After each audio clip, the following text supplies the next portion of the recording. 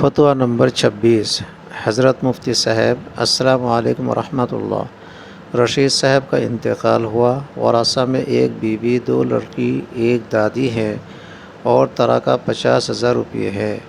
میت پر 3 آدمیوں کا قرضہ 60,000 روپے ہے۔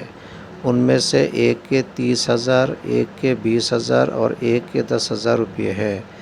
دریافت مسئلہ یہ ہے کہ 50,000 روپے ورثہ اور قرض خواہوں کے درمیان کس طرح تقسیم کرے؟ جواب دے کر ممنون و مشکور فرمائے۔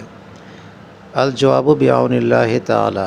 جواب: قرضہ تمام ترکہ کو محیط ہونے کی وجہ سے ورثہ کو کچھ نہیں ملے گا، اور 50,000 روپے میں سے 30,000 والا قرض خواہ کو 25,000، 20,000 والا قرض خواہ کو 16,666 روپے اور 66 پیسے اور 10,000 والا قرض خواہ کو 8,333 روپے اور 33 پیسے کر کے دیے جائیں گے۔